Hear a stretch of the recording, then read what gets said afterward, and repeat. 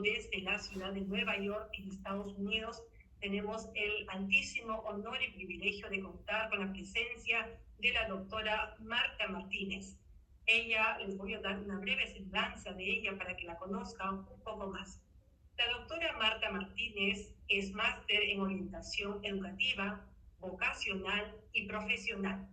Es psicóloga, bióloga, coach profesional y brinda terapias de orientación, coaching familiar, de parejas y también individual.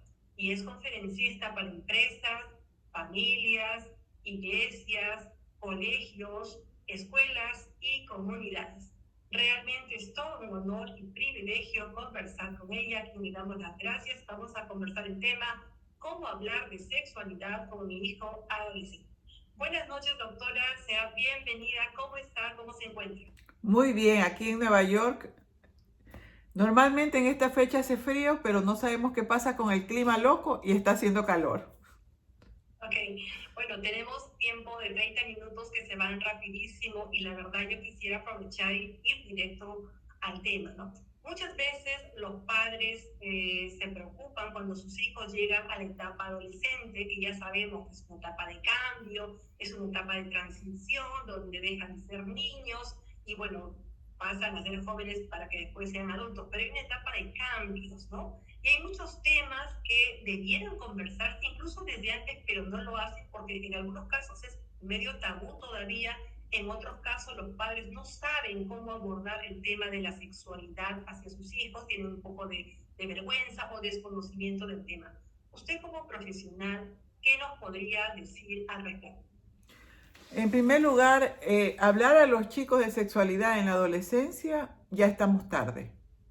En la adolescencia ya ellos tienen conceptos formados que les dieron sus amigos, que lamentablemente les dieron los medios de, yo no los llamo de información, sino de desinformación. Y entonces ya hay un concepto dentro de ellos y los padres creemos que recién les vamos a enseñar cuando ellos ya nos llevan adelantados incluso conceptos que nosotros ni conocemos. Entonces yo me atrevo a decir que al niño hay que empezarle a hablar de sexualidad desde que es pequeño, porque la sexualidad es soy hombre y tú eres mujer. Las personas se van mucho a la genitalidad del tema. No se circunscribe solamente a los genitales. Tiene que ver con formas de ser, formas masculinas, formas femeninas. Y nosotros desde pequeñitos les debemos enseñar principalmente a cuidar su sagrado cuerpo, a enseñarle a los niños que no cualquiera, que no nadie, no cualquiera no, nadie debe tocar sus partes privadas, ¿ya? Salvo pues que sea el aseo de la mamá y cosas así cuando ellos son pequeñitos. Y ellos hay que enseñarles a amar su cuerpo y que su cuerpo no lo puede venir a tocar cualquiera. De tal manera que cuando entras en la adolescencia, en esta etapa de revolución hormonal, donde los deseos sexuales se exacerban, señal de que nuestro hijo es totalmente saludable, él sepa que no se puede dejar llevar por sus deseos, que él tiene que lograr dominarlos y que su cuerpo es sagrado y no cualquiera lo puede tocar.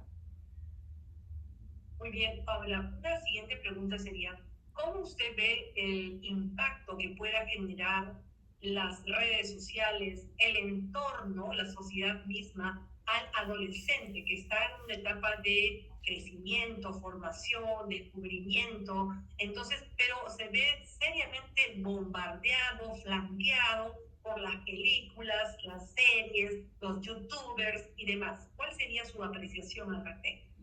Nosotros debemos de saber que quienes tienen que llevar el control de lo que los hijos ven son los padres. Entonces los padres los dejan en la red social sin el control porque ahí no hay filtro. Ahí tú puedes poner esto no es apto para adultos, pero un niño tiene acceso a entrar a un celular, un adolescente también. Entonces, ¿qué pasa? Los niños, te estoy hablando de, bueno, ya a los 11 años se considera adolescentes, ya están sexualizados. Todos esos bailes, la forma de enseñar el cuerpo, o sea, cada vez es un desatino, una falta de principios. O sea, nosotros no podemos fomentar esta libertad sexual, porque esa es la cuna de las enfermedades venéreas.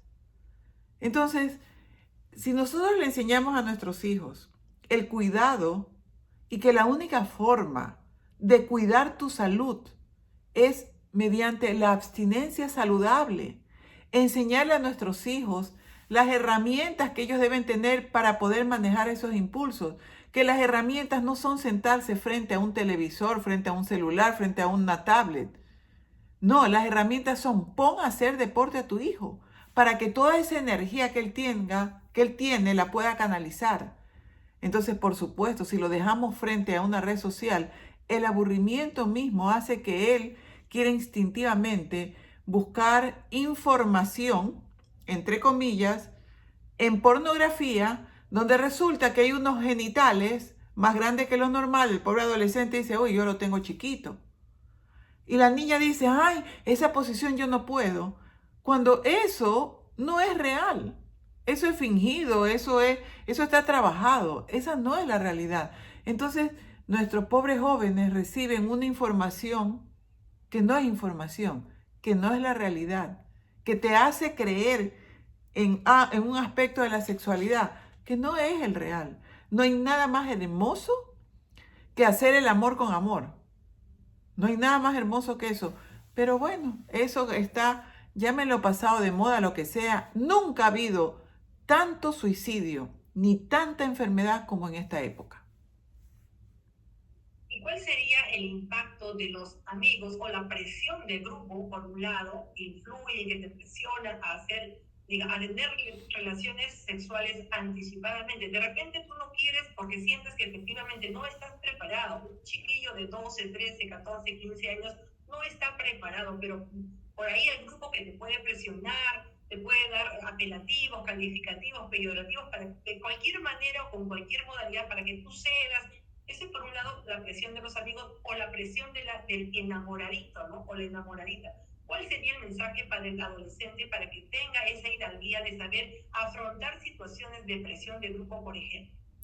Hay una realidad, y es el hecho de que esto tiene que ver mucho con la autoestima.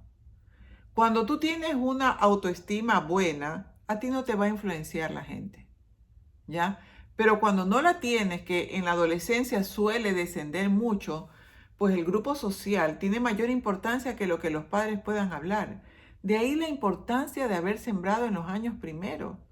Porque yo tengo pacientes, niñas de 15 años, que cuando yo les explico que el macho, cuando ve a la hembra, segrega testosterona, esa testosterona lo hace ser creativo, caballero, espectacular, para seducir a la hembra. Entonces, la hembra, al ver todas esas atenciones, se entrega a él y segrega oxitoxina. En el momento del acto sexual, al hombre se le bajó la testosterona y a la mujer se le subió la oxitoxina.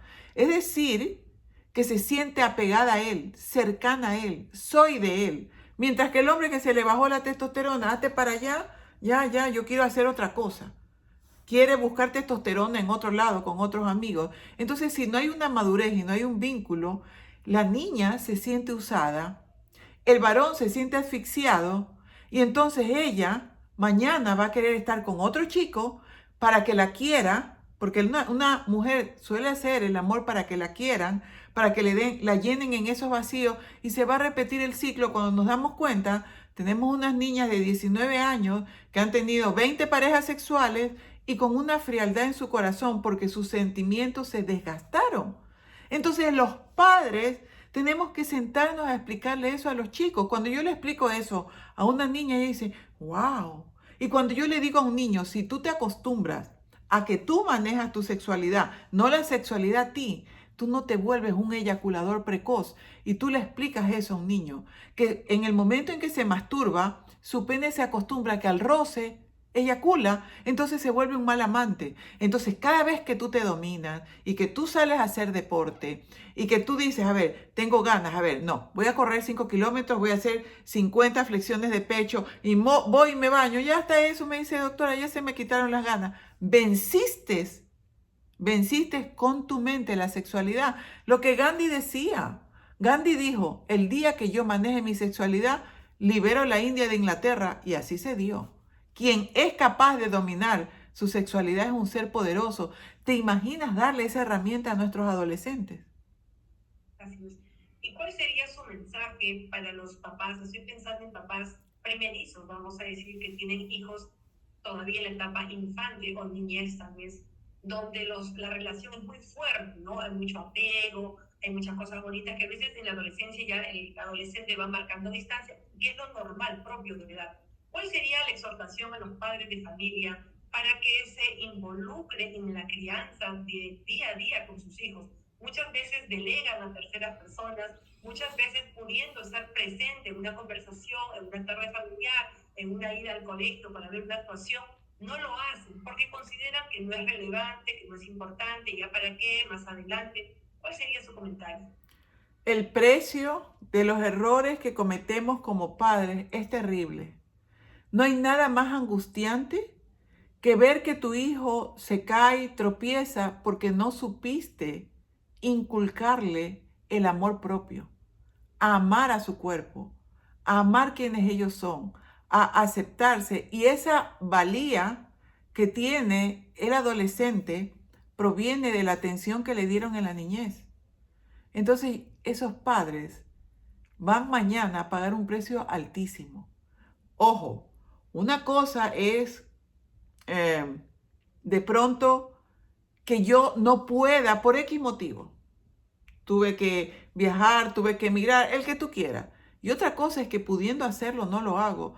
Y yo le digo siempre a los padres, si tú para ir a un trabajo te preparas, imagínate para ser padre. Y ya mira eso de, ay, nadie nació sin un manual debajo del brazo.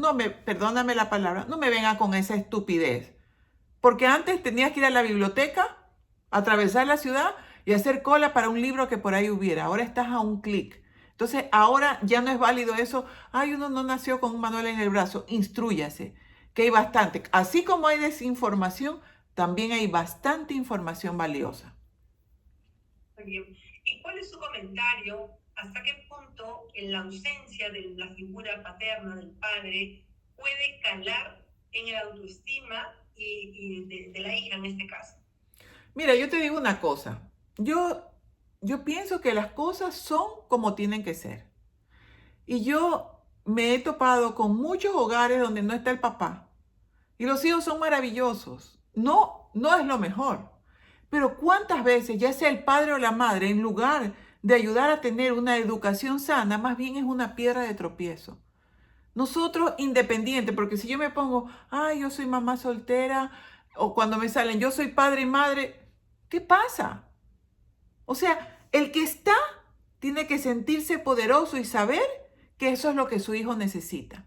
Porque si nos ponemos con pobrecito no está el papá o pobrecito no está la mamá, ya estamos perdidos. Si del cielo te caen limones, haz limonada. Aprendamos a ser fuertes y a confiar en que lo que es, yo doy lo mejor de mí. Si lo mejor de mí no basta, pues no podía hacer más. Pero yo doy lo mejor y yo no me voy a invalidar porque una pareja me dejó, porque no está, porque no tengo apoyo. Yo tengo que sacar fuerzas de donde no hay.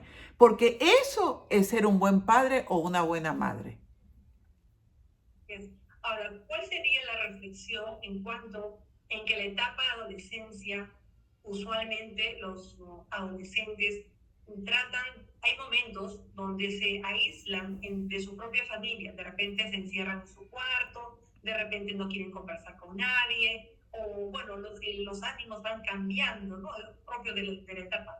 ¿Cómo la mamá o el papá o los adultos puedan de manera más sabia manejar esa situación de tantos cambios bruscos y cómo o cuáles serían las herramientas o los tips para buscar acercamiento con los adolescentes y conversar de una manera sana? Bueno, te digo una cosa, eso de la puerta cerrada no debe de existir, porque tú no sabes qué se puede estar incubando en esa habitación. Un acto suicida, una cuestión, bueno, cuántas cosas que han pasado. Yo le digo a los padres, ustedes retiren la puerta del cuarto. La puerta no se cierra. Eso sí, cuando él esté en su espacio, no lo interrumpa, no lo moleste, Denle su espacio porque ellos necesitan como reflexión, como aislarse, sin celular. ¿Ya? Porque un adolescente, yo sé que esto va a sonar anticuado, pero ¿por qué tiene un adolescente que tener celular? Que ya trabajó para comprárselo. Entonces, ¿quiere estar a solas? Bueno, esté en su habitación con un buen libro, un cuaderno, pero nosotros debemos acercarnos de la siguiente manera, buscando un tema común. Yo le decía el otro día a una señora, yo hablé con la hija adolescente y la hija me decía que la mamá le había hecho un escándalo porque se quería pintar las puntas del cabello azul. Y yo le digo a la mamá, tú tienes que aprovechar un tema como ese para acercarte a tu hija y decirle, hija, ¿tú te quieres pintar las puntas del pelo azul? Mira, encontré este spray que es pasajero, no permanente. Te puedes poner en las puntitas a ver cómo te ves. ¿Ya? O sea, tratemos de ser más empáticos. Pongamos las reglas en la casa, por ejemplo. Pongamos horario. De tal hora a tal hora tú puedes descansar. De tal hora a tal hora tú puedes jugar el videojuego. De tal hora a tal hora, etc. Cuando llega el momento, tú le dices, amor, ya pasó la hora de que podías jugar el videojuego. Y el hijo le dice, ya mismo, ya mismo. Tú te callas, no dices nada, desconectas el videojuego y lo guardas. Tú tienes que poner unas normas donde haya acción-consecuencia. Y en base a la acción-consecuencia, movernos con el adolescente para no ser descalificadores, para no ser repetitivos y para no ser cansones. El problema está que los padres repiten lo mismo y eso no funciona. Acción, consecuencia, nada de gritos y sumo respeto. ¿Ok? Claro. Ahora, ¿cuáles serían los consejos para que los padres tiendan puentes y busquen espacios familiares? Una salida, una parrillita familiar, de repente visitar a los abuelos. A veces los adolescentes no quieren ir, ¿no? Se excusan de una manera u otra, se vuelven evasivos, pero realmente fortalecer los vínculos familiares, los espacios familiares, eso es bueno. ¿Cuál sería su aporte en ese aspecto?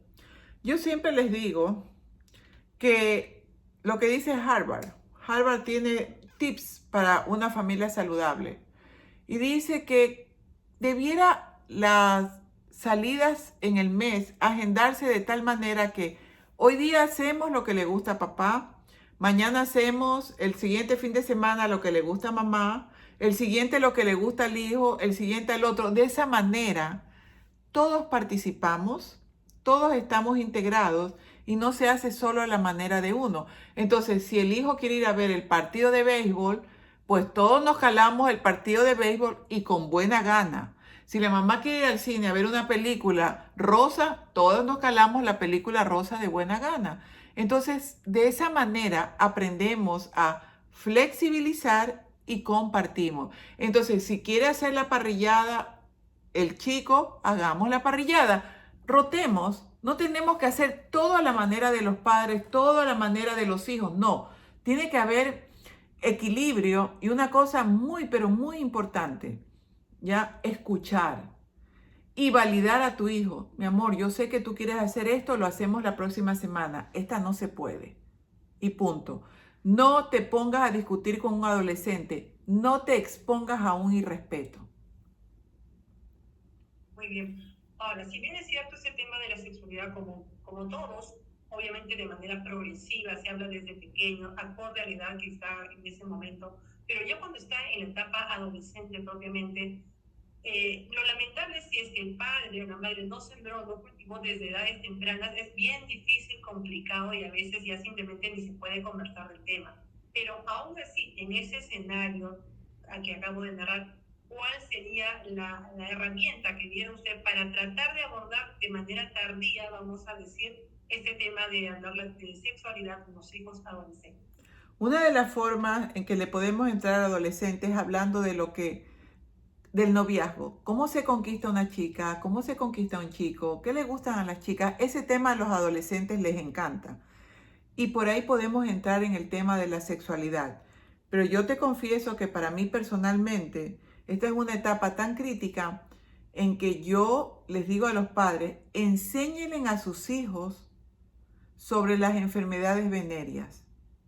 Porque digan lo que digan, no son curables. Sencillamente los síntomas se aplacan, pero al primer estrés se vuelve a salir. Entonces, enseñarles videos, gonorrea, sífilis, sida, o sea, hay tantas, papiloma, tantas enfermedades, hay que enseñarle al adolescente que esta es una situación de salud pública, ¿ya? Que tú no sabes si esa niña o ese niño con quién más se acostó y qué enfermedades fatales te pueden dar en tu vida. Por ejemplo, la clamidia.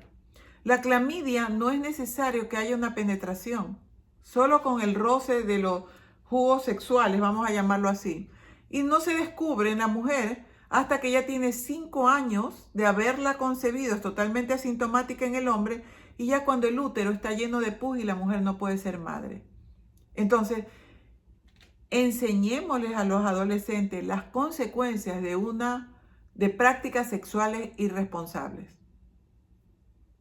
Ahora, sobre esas prácticas sexuales irresponsables, estamos viendo ya desde hace varias décadas de que el despertar sexual, o mejor dicho, el tener relaciones sexuales cada vez es más a temprana edad y con las consecuencias ya conocidas, embarazos adolescentes, el SIDA mismo, ¿no? Una situación preocupante.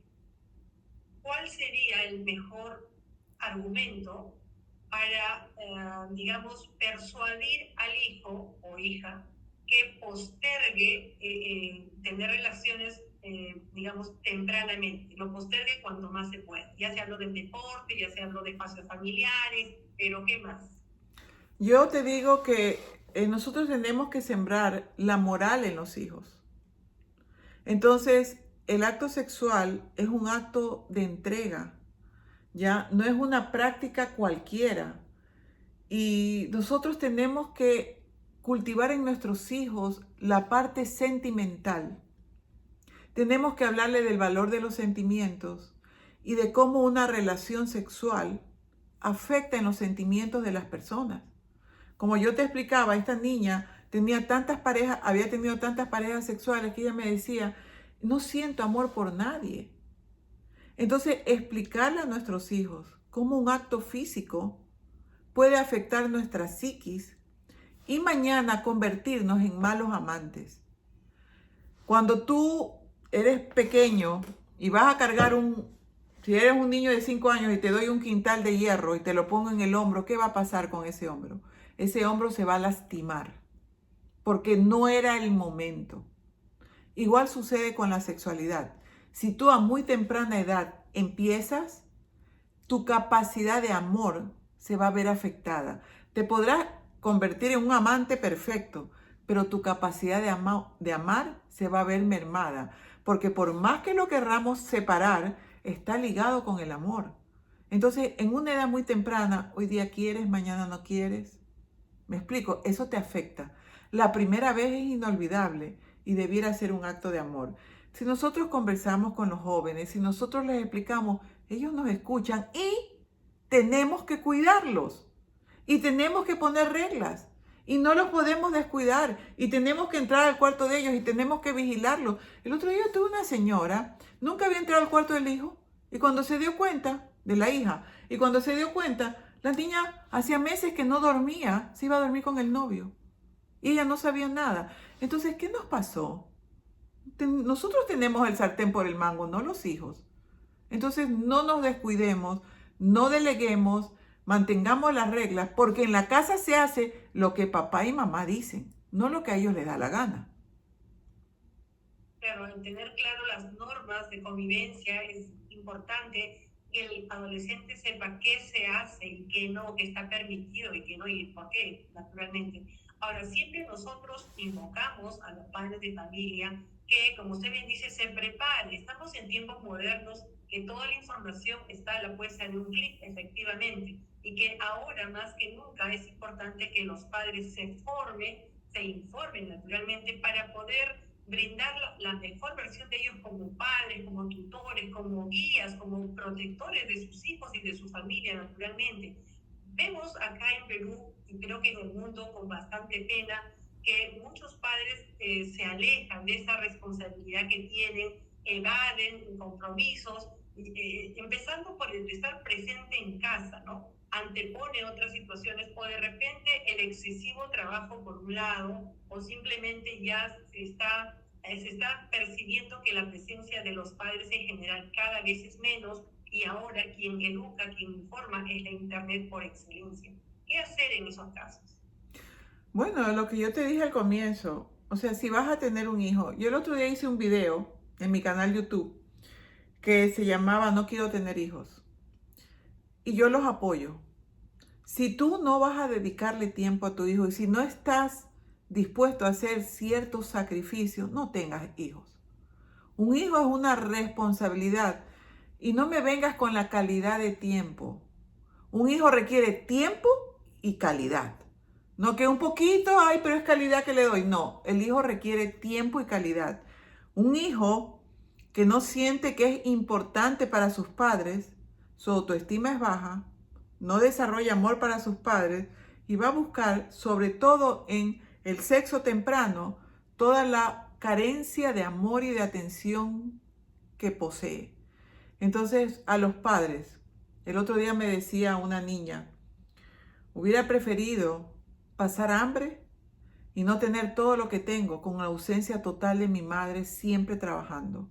Y esos vacíos ya no se pueden retroceder.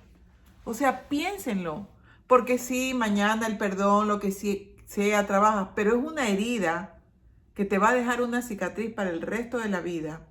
Y no es lo mismo una relación de una madre que da de lactar, de una madre que cuida a sus hijos, de una madre que juega con sus hijos relajada, que de una madre que los dota de todo menos de su presencia. Entonces ahí es cuando nosotros nos ponemos, ¿por qué ese hijo es así? El padre no sembró en su hijo esa seguridad de saber que él era importante para sus padres.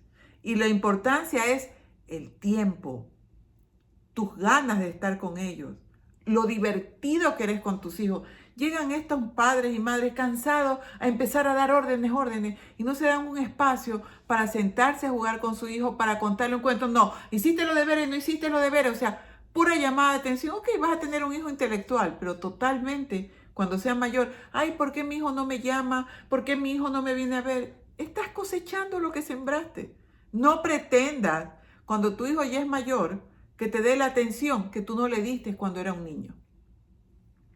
Justamente sobre ese punto, en algunas escuelas de padres, o en varias, hemos conversado. Es una bonita oportunidad para conversar con todos los padres de familia. Ahí hacen preguntas, en algunos casos dan sus testimonios también. Y un padre afirmaba lo siguiente, decía, es que yo no puedo estar mucho tiempo en mi casa con mis hijos porque yo quiero trabajar mucho, trabajo mucho. Acá coloquialmente se dice, me rompo el lomo, o sea, tratando de decir que trabajo fuerte, full time, para darles lo mejor a mis hijos, para darles todo lo que yo no he tenido de niño, o sea, refiriéndose a cosas materiales, ¿no? Entonces, está descuidando esa parte emocional, está descuidando esa parte afectiva, está descuidando fortalecer ese vínculo, ¿no? Pero está cegado en esa expresión, es que quiero darle lo mejor a mis hijos, lo mejor de cosas materiales. ¿Cuál sería su comentario? Tú sabes que lo que más se parecen a nosotros son los primates, los monitos, ¿ya? En un experimento hecho, se puso una estructura con pelo, pero sin comida para el monito, y una estructura metálica con una mamadera para que el monito se alimente. El monito prefería morirse de hambre, pero estar en la estructura de pelo, donde sentía que podía tener una mamá.